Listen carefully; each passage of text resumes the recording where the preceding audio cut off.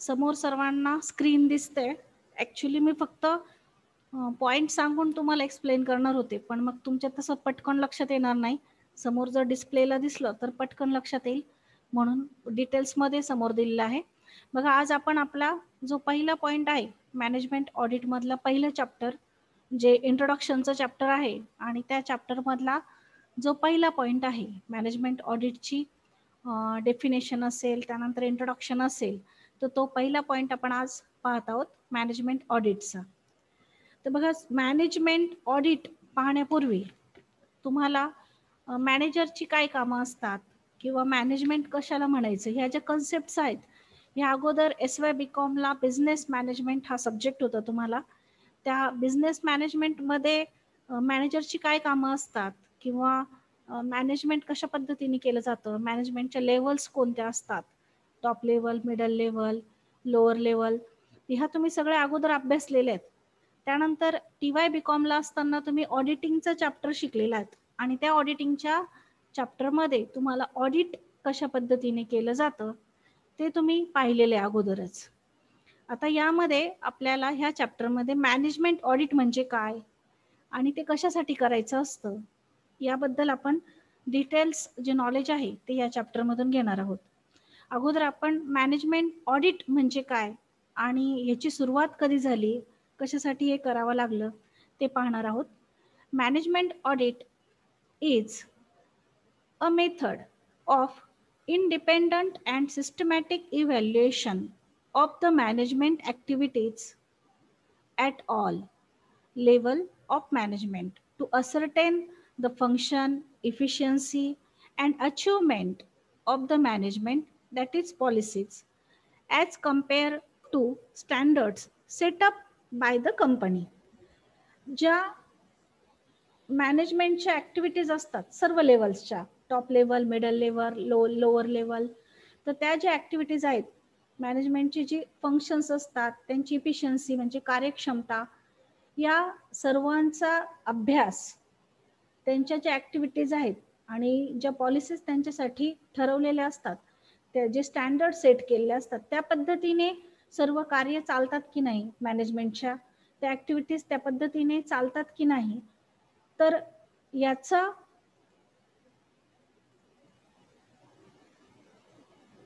याचा अभ्यास करणे आणि याची पडताळणी करणे, तपासणी करणे, यासाठी मॅनेजमेंट ऑडिट केलं जातं. म्हणजे जे स्टँडर्ड सेट करून दिलेले आहेत मॅनेजरसाठी किंवा मॅनेजमेंटसाठी, तर ते स्टँडर्ड्स योग्य पद्धतीने राबवले जातात की नाही याची तपासणी करणे म्हणजे मॅनेजमेंट ऑडिट करणे. मॅनेजमेंट ऑडिटची सुरुवात केव्हा झाली, ज्या वेळेला फायनान्शियल ऑडिट बंद झालं. Management audit begins when statutory financial audit ends. आपण फायनान्शियल ऑडिट करतो म्हणजे काय करतो, तर आपण आपले जे दस्तऐवज आहेत, म्हणजे प्रॉफिट अँड लॉसचं स्टेटमेंट असेल, ट्रेडिंग अकाउंट असेल किंवा बॅलन्स शीट असेल, कॅशबुक असेल, यांची सर्वांची तपासणी करतो, त्याला फायनान्शियल ऑडिट असं म्हणतात. तर ते ज्या वेळेला कंप्लीट झालं होतं त्याच्यानंतर मॅनेजमेंट ऑडिटला सुरुवात होते. The statutory financial audit has a lot of limitation and therefore there is a need for independent appraisal of management performance at various level.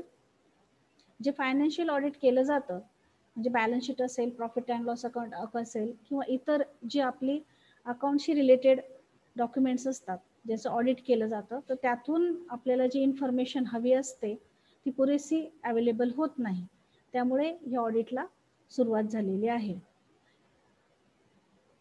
The management audit start in 1950s. There is no general agreement as the precise meaning of the term. Management audit च्या ज्या terms आहेत त्या वेगवेगळ्या ऑथॉरिटीजने वेगवेगळ्या definitions त्याच्या दिलेल्या आहेत, त्या आपण पाहणारच आहोत. परंतु जे मुख्य उद्दिष्ट होतं ते उद्दिष्ट म्हणजे जो सेटअप किंवा जे स्टँडर्ड सेट करून दिलेले आहे कंपनीने, त्या पद्धतीने सर्व ॲक्टिव्हिटीज चालतात की नाही हे तपासण्याच्या उद्देशाने मॅनेजमेंट ऑडिट हे केलं जातं. ही कंटिन्युअस इव्हॅल्युएशनची प्रोसेस आहे.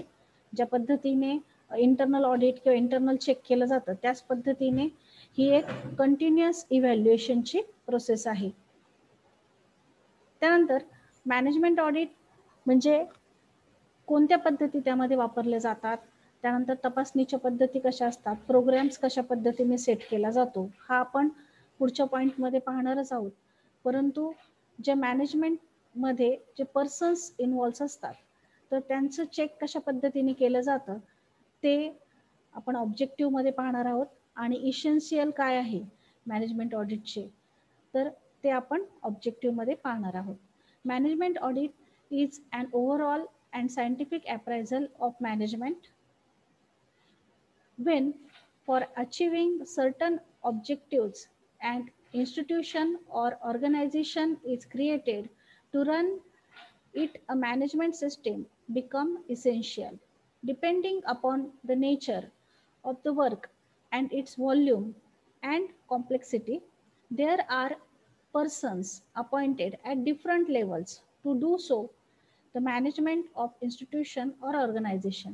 These persons collect and analyze the data related to their work, take decision, give instruction, and order to their subordinate, coordinate their activities, guide them, and exercise control where and when it is needed. एक व्यक्तींचा group appoint केला जातो वेगवेगळ्या लेवल्ससाठी. Management म्हणून एक व्यक्तींचा group appoint केला जातो. ऑडिटमध्ये काय केलं जातं तर पर्सन्स नेमले जातात वेगवेगळ्या लेव्हलसाठी. एक ग्रुप पर्सन्सचा जो आहे तो अपॉइंट केला जातो ऑर्गनायझेशनकडनं. दीज पर्सन्स म्हणजे हे लोक काय करतात तर इन्फॉर्मेशन कलेक्ट करतात, डेटा कलेक्ट करता, तो ॲनालाइज करता. जे काम चाललेलं असतं त्या कामाचा एक तपासणी केली जाते. त्यानंतर त्याच्याबाबत काही निर्णय घेतले जातात. जे वर्कर्स असतील किंवा जे वेगवेगळ्या लेवल्सचे मॅनेजमेंट्स असतील त्यांना इन्स्ट्रक्शन दिले जातात, सूचना दिल्या जातात आणि एकमेकांच्या ॲक्टिव्हिटीजमध्ये कोऑर्डिनेशन कशा पद्धतीने ठेवायचं त्याच्याबद्दल त्यांना गायडन्स केला जातो. त्याचप्रमाणे त्यांची इफिशियन्सी देखील तपासली जाते. If all this work is perform smoothly as per the plan, the management become successful in achieving predetermined objective. जर समजा या पद्धतीने काम चाललं म्हणजे एकमेकांमध्ये कोऑर्डिनेशन राहिलं, त्याच्यानंतर जे डिसिजन्स आहेत त्या योग्य प्रकारे झाल्या, इफिशियन्सी चांगली असली तर आपले जे प्रीडिटरमाइंड ऑब्जेक्टिव्ह असतात म्हणजे अगोदरच निश्चित केलेले जे उद्दिष्ट असतात ते कंप्लीट करण्यासाठी किंवा ते सक्सेसफुली रन करण्यासाठी मॅनेजमेंट चांगल्या पद्धतीने काम करू शकतो. म्हणून मॅनेजमेंट ऑडिट केलं जातं. Management audit is the examination and appraisal of all level of management to find out how efficiently and how effectively and to what extent the management has become successful in achieving objectives of institution or organization. सगळ्या लेवलचे जे management आहेत मग top level असेल, middle level असेल किंवा lower level असेल ते किती इफिशियंटली, किती कार्यक्षमतेने आणि किती प्रभावीपणे काम करतात. जे जे ऑब्जेक्टिव्ह त्यांना ठरवून दिलेले आहे किंवा जे गोल त्यांना अचीव करायचे आहेत त्या दृष्टीने ते किती प्रभावी काम करतात ऑर्गनायझेशनने ठरवून दिलेल्या गोल्सवर. तर त्याचं सक्सेसफुलनेस, ऑर्गनायझेशनचं सक्सेसफुलनेस हे मॅनेजमेंटवर अवलंबून असतं. त्यामुळे मॅनेजमेंट ऑडिट केलं जातं. It also draw attention of management to the areas where deficiencies and weakness exist and improvement is needed. ऑडिटनुसार काय केलं जातं तर जर समजा काही भागामध्ये, काही पॉईंट्समध्ये जर काही त्रुटी असतील किंवा काही बाबतीत मॅनेजमेंट कमकुवत असेल एखाद्या एरियामध्ये तर तिथे त्यांना इम्प्रूव्हमेंट करण्यासाठी सांगितलं जातं जेणेकरून जे वीक पॉईंट्स आहेत ते दूर होतील आणि जे मॅनेजमेंट आहे ते प्रभावीपणे होईल.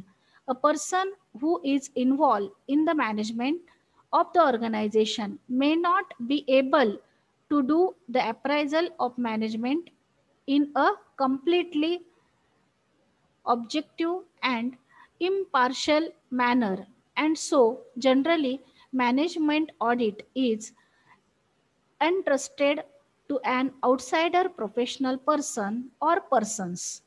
जर समजा आपल्या ऑर्गनायझेशन मधल्याच व्यक्ती नेमल्या ऑडिट करण्यासाठी, तर कदाचित असं होऊ शकतं की तिथे पार्सलिटी होऊ शकते, किंवा जे मॅनेजमेंट ऑडिट करायचं आहे ते आपल्याला जो उद्देश आहे तो पूर्णपणे उद्देश साध्य होऊ शकत नाही. त्यामध्ये काही भागातून पूर्वग्रह दूषित काही गोष्टी होऊ शकतात आणि मॅनेजमेंट ऑडिट जे आहे ते ट्रस्टफुली होऊ शकत नाही. म्हणून काय केलं जातं, तर मॅनेजमेंट ऑडिट करण्यासाठी बाहेरच्या जे व्यक्ती आहेत, बाहेरचे जे प्रोफेशनल्स आहेत, मग एक व्यक्ती असेल किंवा व्यक्तींचा समूह असेल, तो नेमला जातो आणि त्यांच्याद्वारे ऑडिट करून घेतलं जातं. म्हणजे आउटसाइडर्स जे आहेत ते नेमले जातात, प्रोफेशनल्स नेमले जातात आणि त्यांच्याद्वारे मॅनेजमेंट ऑडिट हे करून घेतलं जातं. आता आपण डेफिनेशन्स पाहणार आहोत. काही डेफिनेशन्स आहेत, त्यातली तुम्हाला जी योग्य वाटेल ती तुम्ही लिहू शकता, किंवा दोन्ही तिन्ही लिहून त्याचं कन्क्लुजन पण काढू शकतात. पहिली डेफिनेशन आहे LR हॉवर्ड्सची. Management audit is an investigation of business from the highest level downward in order to ascertain whether the sound management prevails throughout, thus facilitating the most effective relationship with outside world and smooth running internal organization. Management audit हे काय आहे, एक investigation आहे बिझनेसचं. मग तिथे वरच्या level पासून तर खालच्या लेवल पर्यंतचे जे मॅनेजमेंट असतील तर त्यांचं काय केलं जातं, इन्व्हेस्टिगेशन केलं जातं आणि त्यांच्या ज्या ॲबिलिटीज आहे किंवा त्यांना दिलेले जाणारे फॅसिलिटीज आहे, त्यांचं इफेक्टिवली रिलेशनशिप कशा पद्धतीने आहे आउटसाइड वर्ल्डमध्ये पण आणि आपल्या इंटरनल ऑर्गनायझेशनमध्ये पण, याचा ॲनालिसिस केलं जातं. त्याला मॅनेजमेंट ऑडिट असं म्हटलं जातं. त्यानंतर टेलर आणि पेरीने सांगितलेली डेफिनेशन आहे, management audit is a method to evaluate the efficiency of management at all level throughout the organization, or more specifically it comprises the investigation of business by the independent body from the highest executive level downwards in order to ascertain whether sound management prevails through and report as to the its efficiency or otherwise recommendation to ensure its effectiveness where such is not the case. पूर्ण top level पासून lower level पर्यंतच्या मॅनेजमेंटचं काय केलं जातं, auditing केलं जातं. हे जे इन्व्हेस्टिगेशन आहे ते इन्व्हेस्टिगेशन एखाद्या बाहेरची इंडिपेंडंट बॉडी असेल तिच्याकडनं केलं जातं, हाय लेवल पासून तर डाऊनवर्ड्स म्हणजे खालच्या लेवल पर्यंतच्या मॅनेजमेंटचं. त्यातून एक रिपोर्ट तयार केला जातो, असर्टेन सगळी माहिती जी आहे त्याचं ॲनालिसिस करून त्यांची इफिशियन्सी बाबत रिपोर्ट तयार केला जातो आणि काही सूचना दिल्या जातात की त्यांचा इफेक्टिव्हनेस कशा पद्धतीने वाढवता येईल किंवा एखाद्या केसमध्ये आहे की नाही आहे याबाबत सूचना केल्या जातात आणि एक अहवाल दिला जातो. जसं अंकेक्षक अहवाल देतो त्या पद्धतीने मॅनेजमेंट ऑडिटचा पण अहवाल दिला जातो.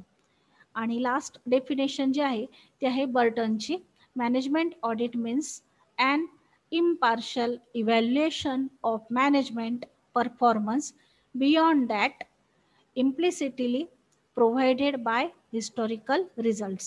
जे इतिहास जमा झालेले रिझल्ट्स असतील किंवा घडून गेलेल्या घटना असतील तर त्या घटनांच्या आधारे मॅनेजमेंटचं काय केलं जातं, इव्हॅल्युएशन केलं जातं आणि त्यांचा परफॉर्मन्स कशा पद्धतीने आहे ते अहवालाद्वारे दाखवलं जातं. याला मॅनेजमेंट ऑडिट असे म्हटले जाते. तर आपण पहिला जो पॉइंट आहे इंट्रोडक्शनचा त्यामध्ये मॅनेजमेंट ऑडिटचा जो पहिला बेसिक चॅप्टर आहे त्यामधलं इंट्रोडक्शन आणि डेफिनेशन पाहिलं. त्यानंतर मॅनेजमेंट ऑडिटची गरज काय आहे, इसेन्शियल्स काय आहेत किंवा नीड काय आहे किंवा ऑब्जेक्टिव्स काय आहे, कोणत्या उद्देशासाठी मॅनेजमेंट ऑडिट केलं जातं, ती उद्दिष्ट किंवा त्या गरजा आपण आता अभ्यासणार आहोत.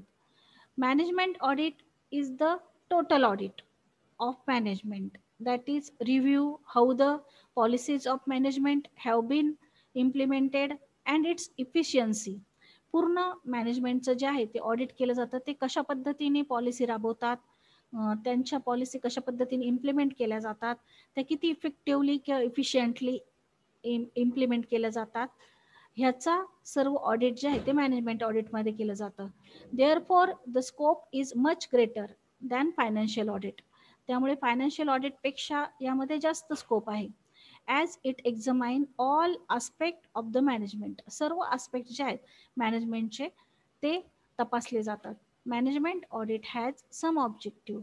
These are discuss below. मग ऑब्जेक्टिव्ह इसेन्शियल किंवा नीड जर विचारले तर ते सर्व काय आहेत, सेम आहेत.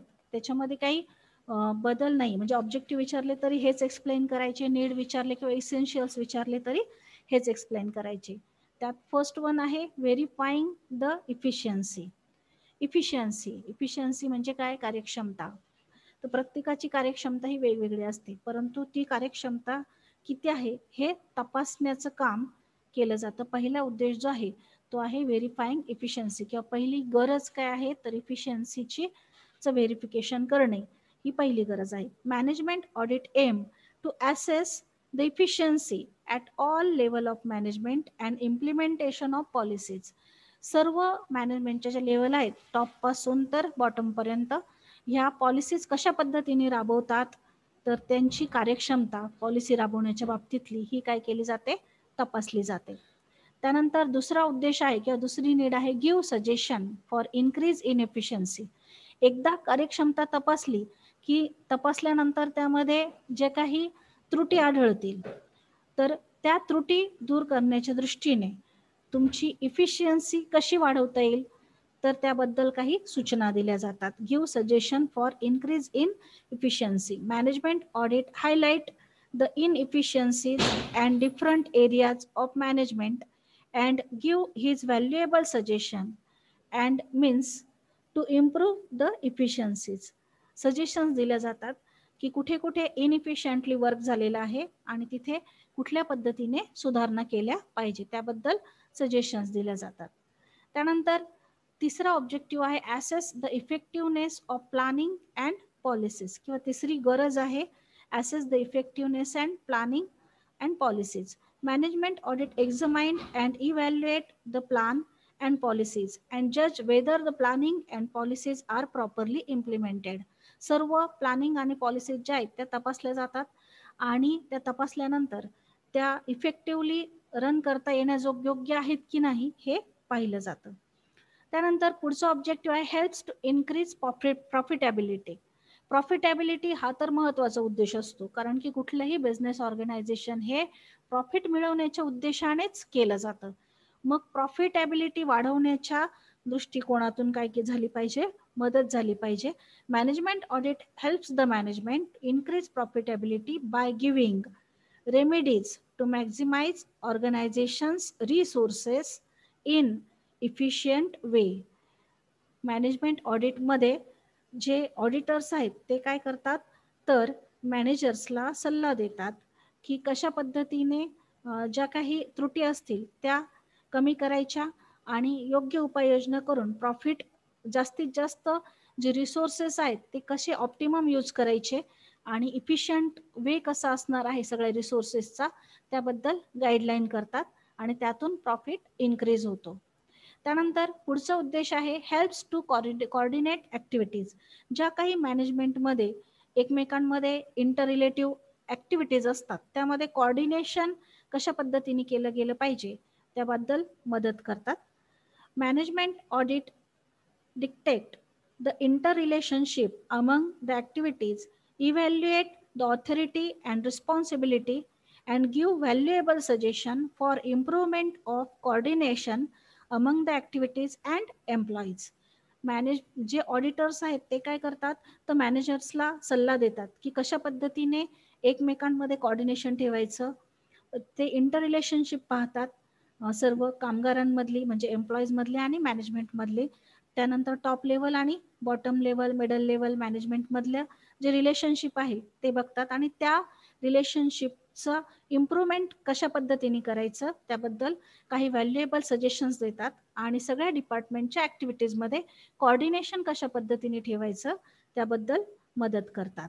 हा पुढचा उद्देश किंवा पुढची नीड आहे. आणि last but not list give valuable advice.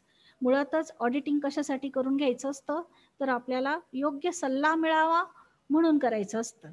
मग जे व्हॅल्युएबल ॲडवाईस देण्याचं काम करतात ते by scanning the management efficiency and dictating the weak spot of different level of management.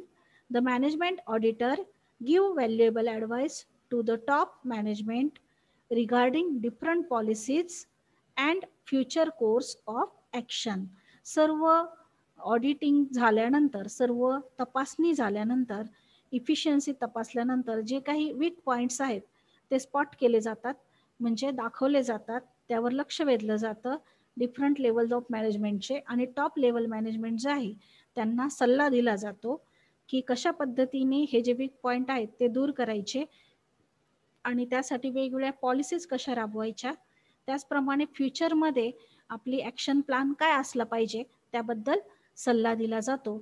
आणि ह्या सगळे जे 6 पॉईंट्स आहेत हे तुम्ही ऑब्जेक्टिव्ह म्हणून जर विचारले तरी एक्सप्लेन करू शकतात, किंवा इसेन्शियल किंवा नीड जर विचारली मॅनेजमेंट ऑडिटची तरी हेच 6 पॉईंट एक्सप्लेन केले जातात.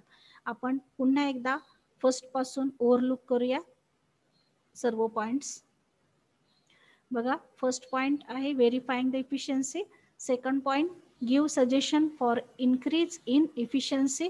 Third point assess effectiveness of planning and policies. Fourth point helps to increase profitability. Fifth point helps to coordinate activities. And last one, give valuable advice.